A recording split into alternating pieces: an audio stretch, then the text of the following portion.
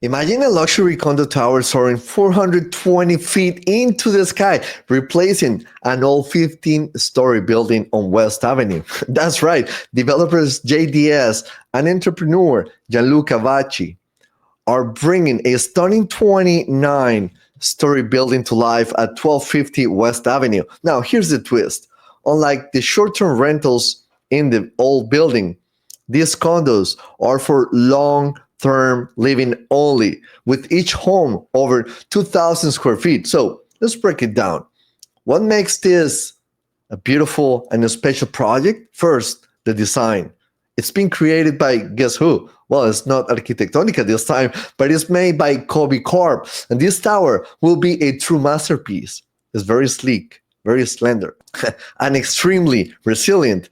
It's built with sea level rise in mind. Take that into consideration. The latest flood resilience standards. And here's something else.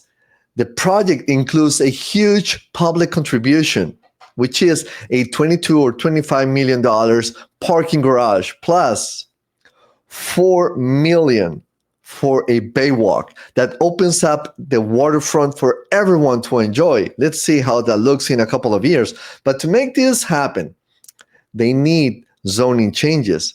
And that's where it gets very interesting, right? They're proposing the new Alton Beach Overlay District to allow more height and space specifically for this project. The planning board decision was recently deferred, but the next big meeting will be in January, February, and April, in a couple of months, if approved. This tower will reshape South Beach, adding high-end luxury in one of Miami's most sought after spot. So, what do you think? Is this the kind of change South Beach really needs?